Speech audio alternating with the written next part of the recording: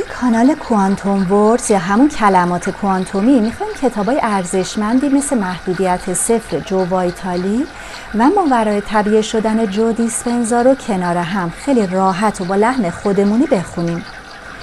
اگه آماده ای دمنوشی یا نوشیدنی دلخواهتو بذار دم دستت، بیا تا شروع کنیم.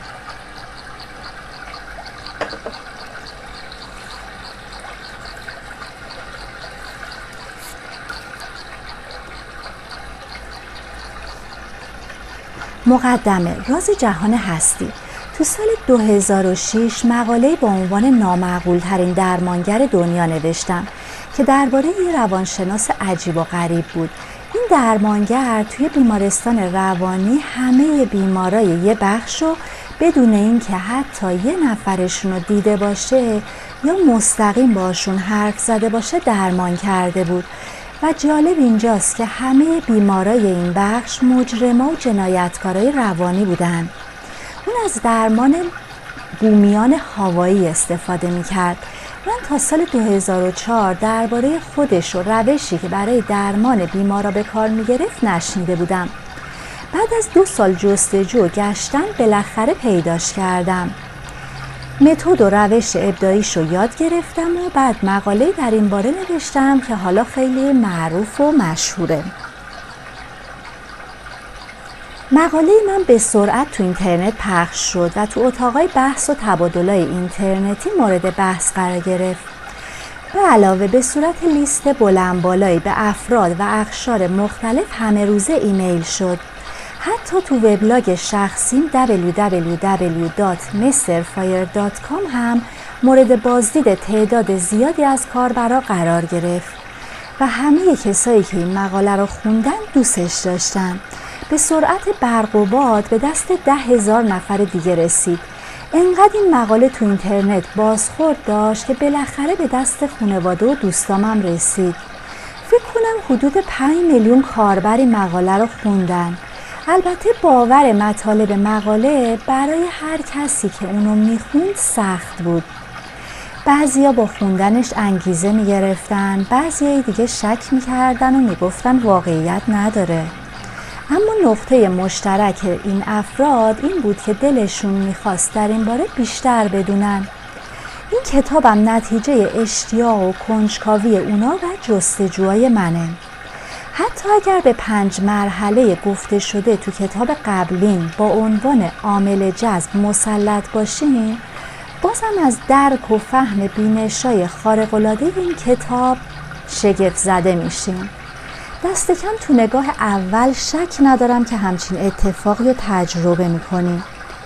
فرایندی ساده‌ای که قصد دارم تو این کتاب با شما در میون بذارم بهتون کمک میکنه که بفهمین چطوری من تونستم بدون داشتن تصمیم یا تلاش خاصی کارهای بزرگ انجام بدم.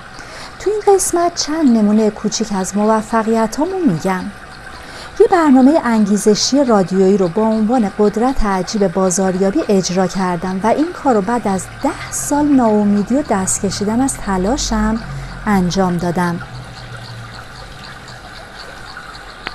تونستم از یه فرد بی خانمان و فقیر و نویسنده خرده پا که دائم تقلا میکرد کتاباش چاپ بشن به یه نویسنده موفق و پرفروش کتاب و یه پیشکسوت تو حوزه بازاریابی اینترنتی تبدیل بشم.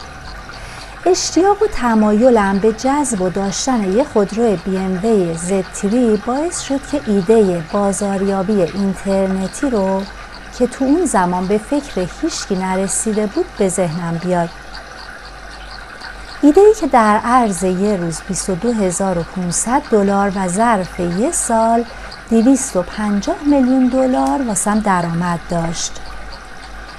علاقه و اشتیاقم برای خرید یه خونه تو اطراف ایالت تگزاس، اونم درست وقتی که ورشکست شده بودم و قصد داشتم از همسرم جداشم، باعث شد کسب و کار جدید با درآمد $50,000 در روز برای خودم را بندازم. تونستم نزدیک به 36 کیلو از وزنم رو پایین بیارم، اونم دقیقاً بعد از اینکه از تلاش برای رژیم گرفتن دست برداشتم و روش جدیدی برای رسیدن به خواسته هم در پیش گرفتم. علاقه و اشتیاقم برای نوشتن یک کتاب پرفروش باعث شد که بتونم یکی از پرفروشترین کتابا رو به رشته تحریر در بیارم. و جالب اینه که نه قصدشو داشتم نه ایده خاصی واسه رسیدن بهش. ایفای نقشم تو فیلم معروف راز بدون هیچ تقاضا، درخواست، قصد و نیت یا برنامه‌ریزی از طرف من بود. حضور من تو برنامه زنده و تلویزیونی لری کینگ تو نوامبر 2006 و یه بار دیگه تو مارس 2007 بدون قصد و نیت از طرف من اتفاق افتاد.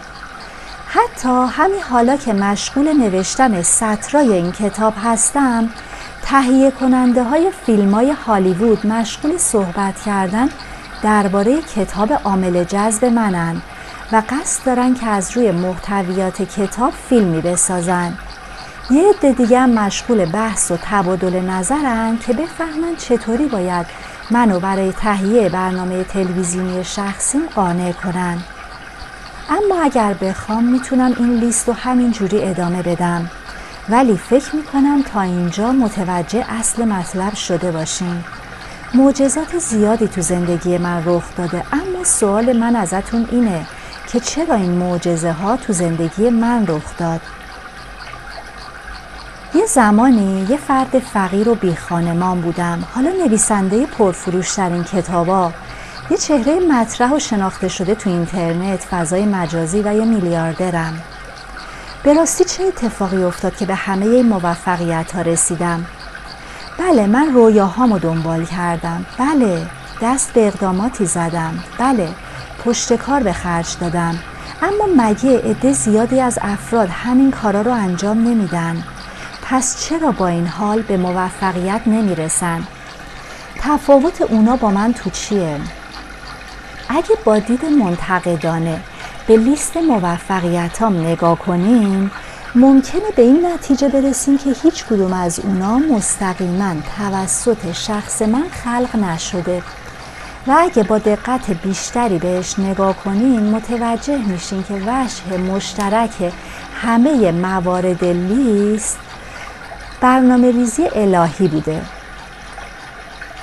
که گاهی هم من هیچ تمایلی به شرکت تو اون کار نداشتم و با اکراه انجامش دادم. اصلا بذارید به روش دیگه این موضوع رو براتون بگم.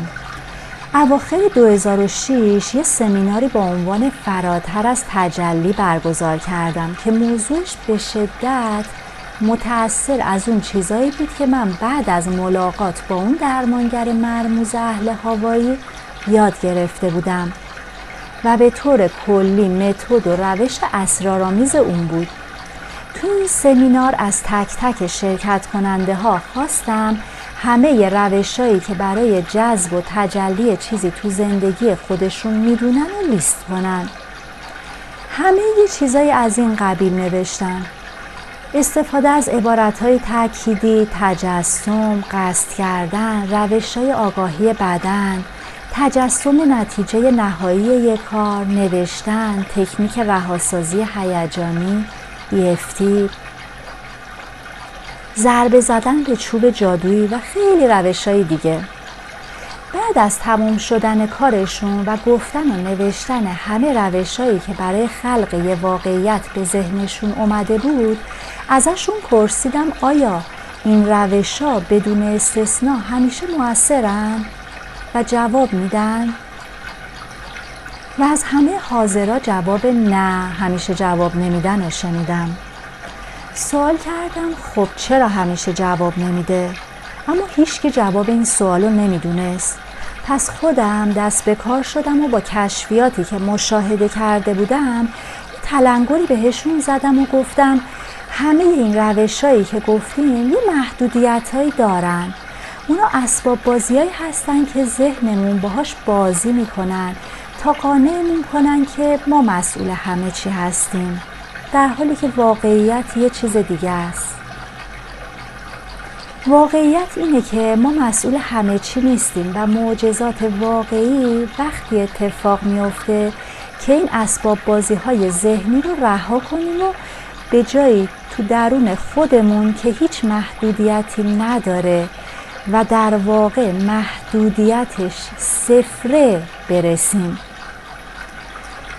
بعد بهشون گفتم جایگاهی که شما میخواین تو زندگیتون داشته باشین ورای همه اون اسباب بازی‌ها و فراتر از پچ‌های ذهنه و درست جاییه که بهش الهی میگیم. در ادامه بهشون گفتم که زندگی حداقل 3 مرحله داره. تو مرحله اول شما قربانی هستین. تو مرحله بعدی به عنوان خالق زندگی خودتون حرکت میکنین و تو مرحله سوم یا همون آخر اگه شانس بیارین بنده خالص و حقیقی خدا میشین. تو مرحله سوم که تو این کتاب مفصل در موردش صحبت کردم تقریبا بدون هیچ تلاش و دخالتی از جانب شما معجزات خارق‌العاده اتفاق میفته. همین امروز در اوایل صبح با یک کارشناس و متخصص هدف‌گذاری در زمینه برنامه آموزشی طلای هیپنوتیزم مصاحبه کردم. اون تا الان هزاران کتاب در این باره نوشته و میلیون ها نسخه از این کتابا رو فروخته. پس خیلی خوب میدونه که چجوری باید هدف گذاری رو به افراد مختلف یاد داد. فلسفه‌ش هم در ارتباط با هدف گذاری این هست که برای به دست آوردن چیزی باید اشتیاق و علاقه آتشین داشته باشی، ولی این استراتژی به تنهایی کافی نیست، ناقصه. ازش پرسیدم وقتی فردی انگیزه لازم برای هدف گذاری رو نداشته باشه توصیت بهش چیه؟ یکم فکر کرد، گفت اگه جواب این سوال رو میدونستم میتونستم بخش زیادی از مشکلات دنیا رو حل کنم و حرفش رو ادامه داد و برای رسیدن به یه هدف باید تشنه اون باشیم. اگه اینطور نباشین نظم و انضباط لازم رو برای تمرکز کردن روی اون هدف و حرکت به سمتش از دست میدیم. یه لبخند زد و گفت به نظر شما اگه به اندازه کافی تشنه نباشین چی میشه؟ خب اون وقت به هدف مد نظرمون نمیرسیم. چطوری میتونیم خودمون رو تشنه و با انگیزه کنیم؟ جوابی واسه این سوال نداشتم. مشکل همینجاست. تمام کتابای خودیاری و برنامه‌های مربوط به هدف گذاری توی نقطه خاص به بنبست میرسن و به مشکل که میرسن لنگ زدنشون شروع میشه. این کتابا میگن اگر یک کسی آمادگی به دست آوردن چیزی رو نداشته باشه یا نتونه انرژی لازم برای تجلی و جذب کاری رو تو خودش ایجاد کنه، دیر یا زود اون کار رو رها میکنه و جوابی برای اینکه چطوری باید یه فرد آمادگی و انرژی لازم رو به دست بیاره رو ندارن. همه ما تجربه تصمیم گرفتن و هدف گذاری تو اول هر ماه و فراموشی همون تصمیم‌ها و هدف‌ها رو تو آخر ماه داشتیم.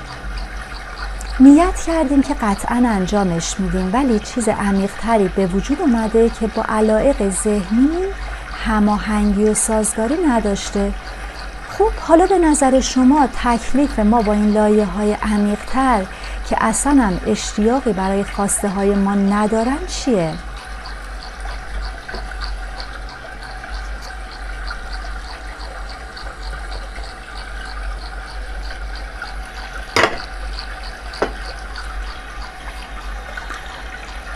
برای رسیدن به جواب این سوال متد و روش بومیای هاوایی به دادتون میرسه. به شما تو این کتاب همه چی رو یاد میده. این روش کمک میکنه ذهن ناخودآگاهتون، یعنی جایی که موانع و تاریکی ها قرار دارن رو پاکسازی کنین و همه برنامه‌های پنهانی که جلوی رسیدن به خواسته ها و علایقتون رو میگیره از سر راه بردارین.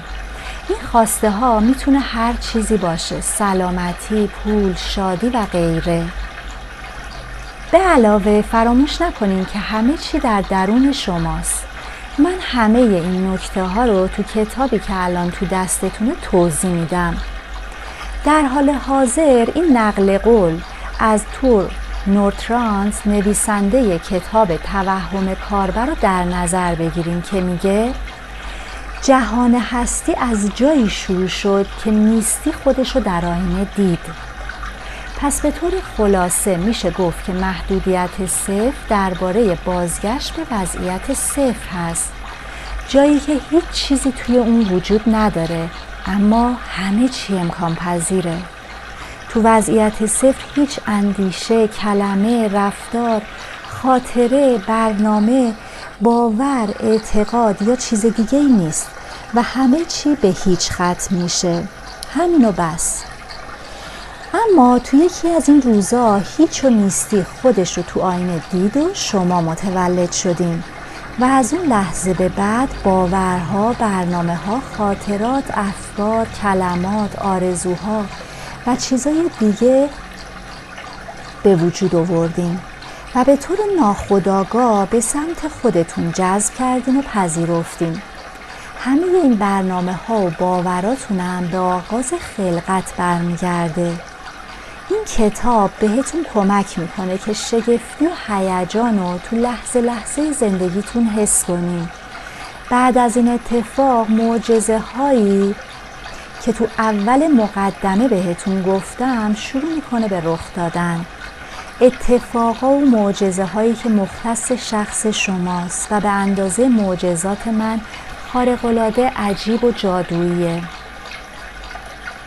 تجربه های من از سوار شدن روی این فضاپیمای معنوی و ماورایی قابل توصیف و توضیح نیست. من به موفقیت هایی رسیدم که فراتر از تصوراتم بوده، مهارت های جدیدی بلدم و عشق عمیقی نسبت به خودم و دنیا دارم که کلمات از توصیفش عاجزن. الان من توی حالت نزدیک به حیرت و شگفتی زندگی می کنم.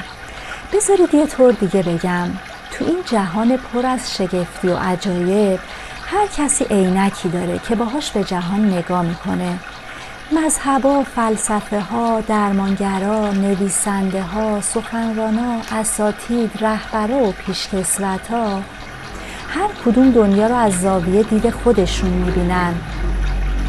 تو این کتاب بهتون یاد میدم که چجوری با عینک جدید به جهان هستی نگاه کنیم و وقتی تو این کار موفق شدیم به جایی که من اسمش رو محدودیت صفر گذاشتم میرسیم. یادتون باشه که این کتاب اولین کتاب در طول تاریخه که نسخه بروز شده روش بومیان هاوایی که برای درمان و شفا ازش استفاده میکنن و هوپونوپونو نام داره رو در اختیار خواننده ها قرار میده. فراموش نکنین این کتاب تجربه های واقعی من از این روش رو بازگو میکنه. قبول دارم که این کتاب با کمک های بی‌دریغ همون درمانگری که این روش عجیب غریب رو به من آموخت متبرک شده. اما تمام دیدگاه ها و مطالب گفته شده تو این کتاب برخواسته از عینک و زاویه دید من به جهان هست. برای اینکه بهتر مقوله هویت سازی هوپونوپونو رو درک کنیم لازمه تو دوره های آموزشی که آخر هفته ها برگزار میشه شرکت کنیم تا خودتون همه چی رو تجربه کنیم. این دوره های آموزشی تو سایت های www.ho'oponopono.org و www.zerolimits.info فهرست بندی شده. در آخرم باید بگم که هدف کلی من از نگارش این کتاب توی جمله ساده که شما هم یاد میگیرین ازش استفاده کنین خلاصه میشه. این جمله راز جهان هستی رو براتون آشکار میکنه. من الان میخوام اونو به شما و روح الهی بگم. دوست دارم. حالا وقت اونه که بلیت بگیرین، روی صندلی بشینین، قطار به مقصد روح شما در حال حرکته.